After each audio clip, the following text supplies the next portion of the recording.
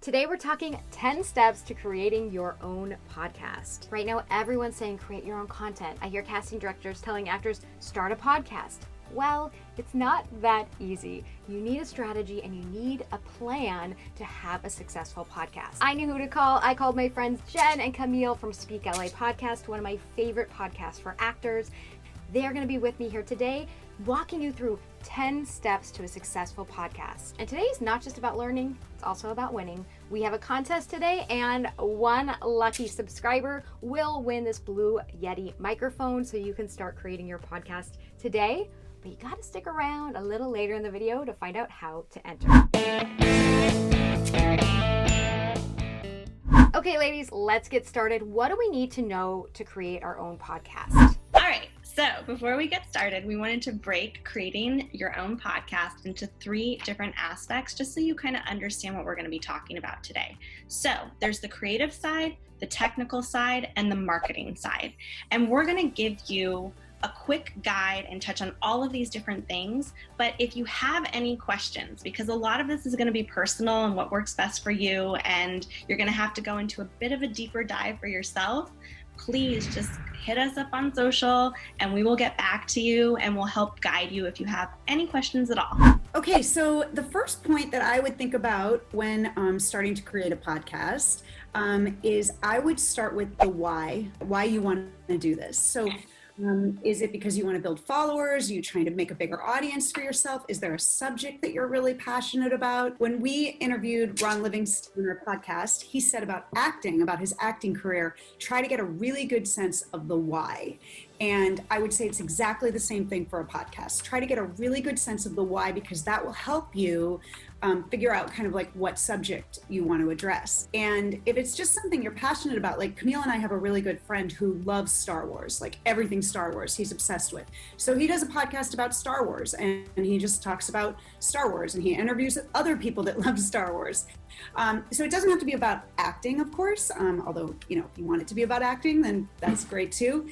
But you just want to figure out, why are you doing this? And then you want to think about what subject really, really excites you and what subject can you talk about forever.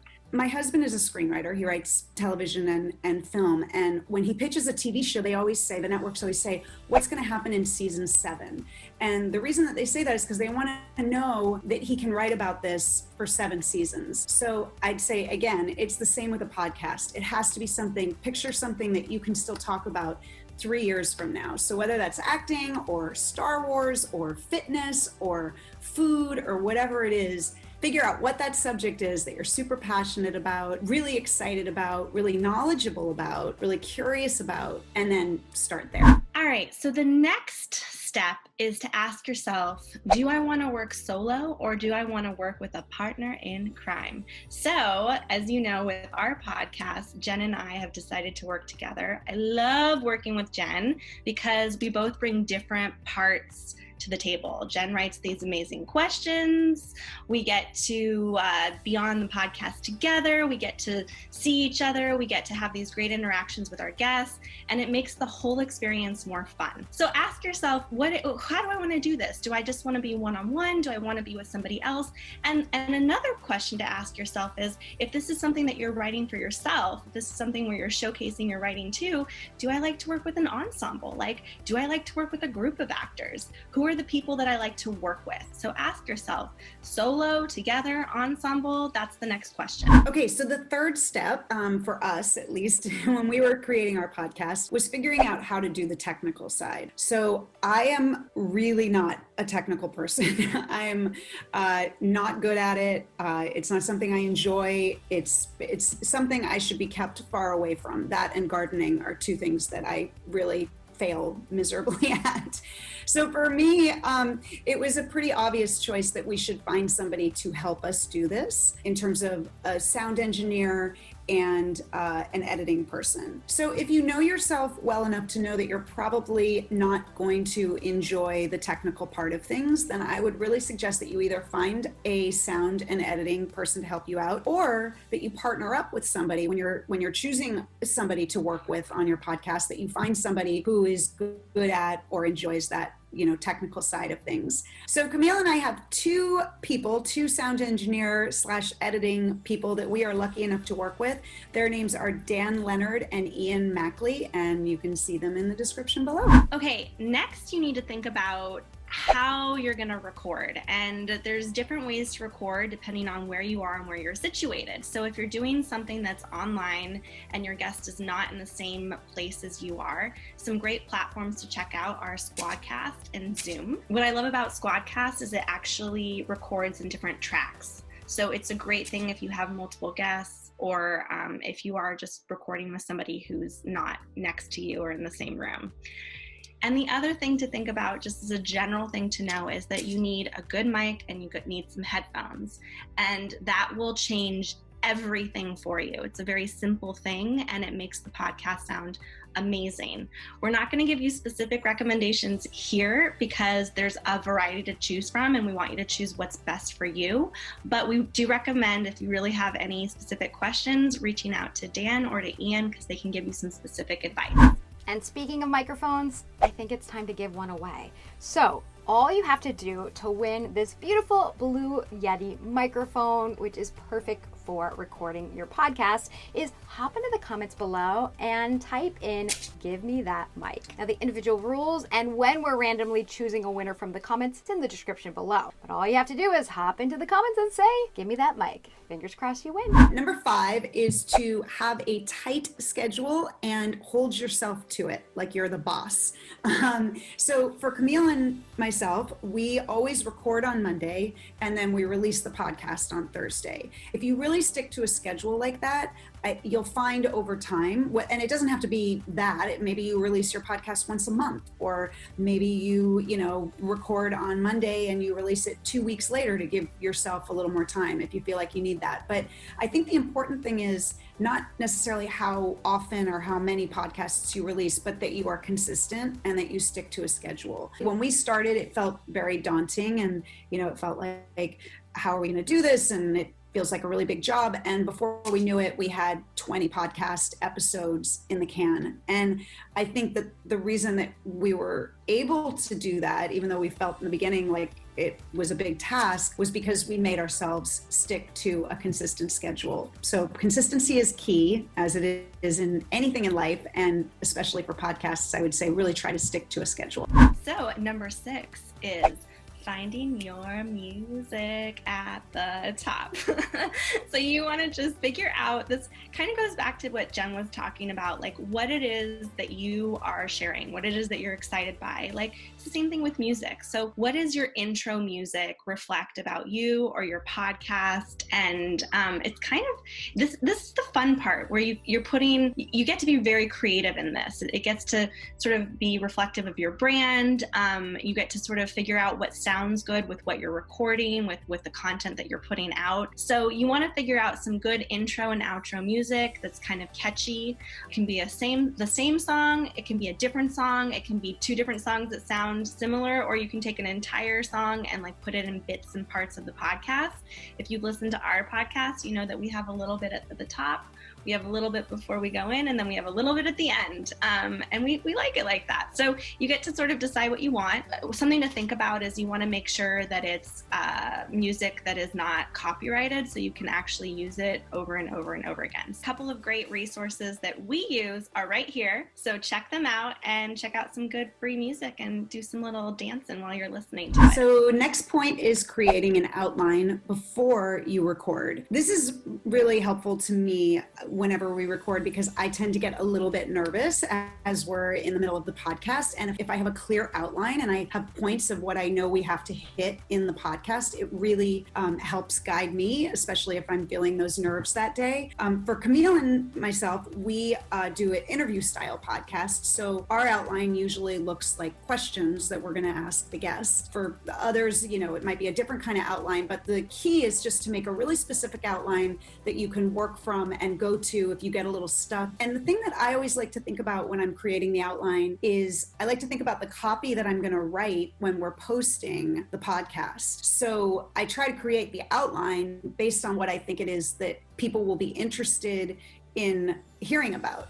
So for example, like if we were to interview the great Heidi Dean, which we had the pleasure of doing, I might personally think, oh, I really want to, I love Heidi and I want to know about what her childhood was like. But then I think about the copy and I think, okay, so if somebody has 2 minutes to listen to something about Heidi, am I going to write copy learn about Heidi's childhood, which you might be interested in, or am I going to write copy about what to do if you hate social media or you think you hate social media, or what am I supposed to post about on Instagram? I don't know what to post about. So I try to think about what are the things that the most people are going to see that copy and think, I need to know that. And then I create my outline based on those questions. So number 8 is your cover art. I love this part as well because it's a very creative part and you get to think about sort of what you want that people are going to see. And again, it goes back to that idea. It's like, this is a little thumbnail. So what's going to arrest people when they actually see the design? So when you're designing this, you have a couple options. One is, again, do you have an amazing graphic designer friend, which we were lucky enough to have, and she did our beautiful artwork and we adore it. So if you don't happen to have a graphic designer friend, that's okay. Don't worry about it. There are other places that you can go. And 2 of those places are Fiverr.com or Canva. Canva, it's like for people like me who are not graphic designers, but who do a lot of the social media. I design everything on Canva. I love Canva. It's a phenomenal resource. And the last thing I'll say with your podcast cover art that you want to think about, that was something that Jen and I talked a lot about, was sort of what you want on that actual cover. Do you want it to be you, or do you actually want it to be an image of some sort? And for us with the SpeakLA podcast is we thought a lot about sort of, we didn't want it to just be us on the cover, because for us it was more about our guests and who we were interviewing and what we wanted to bring to actors. We wanted them to have a general feeling of what we were bringing. So think about that message that you want to be sending. If you are that single host, it might be like you want your face on that image and that's part of your brand. So that's another thing to think about. So graphic designer, Canva, or Fiverr. Okay, point number 9 is writing your copy, writing the description of the podcast. So this one was really hard for me, and it took me a long time to figure out that I was trying to be too creative. I was trying to be too unique and flashy, and that really what I needed to do was just write something that was clear, direct, understandable. We're all moving so fast these days, especially when we're looking for something online.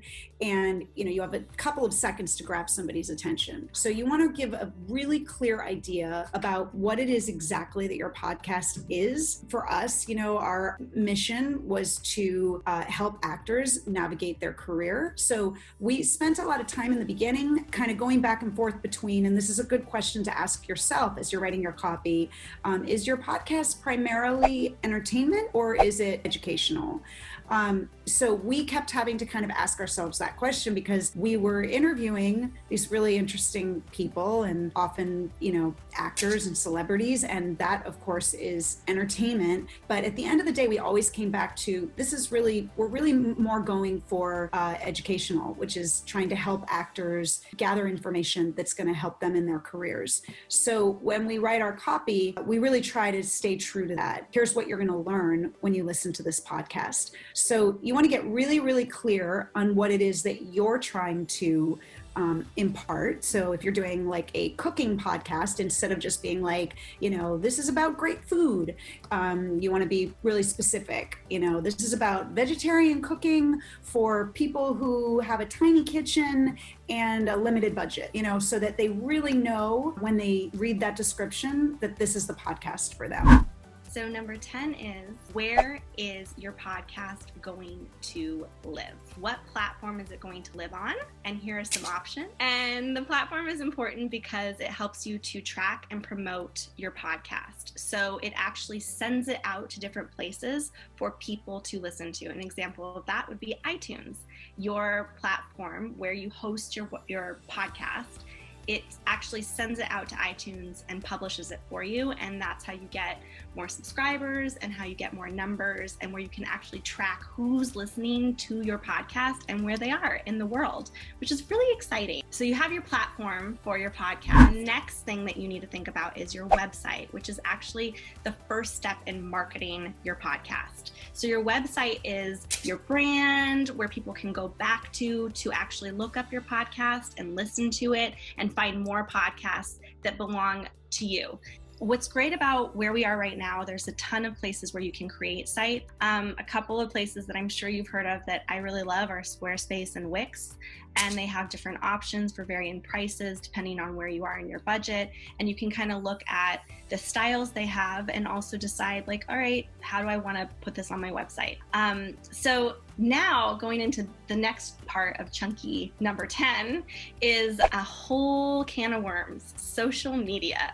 Okay, so here's the biggest thing that you need to know is that you can't create a podcast in a vacuum. Eventually, you're doing it to share it to people, and the way to do that is on your social media platforms. So that is why social media is crucially important. It's the how-to reach all of these people.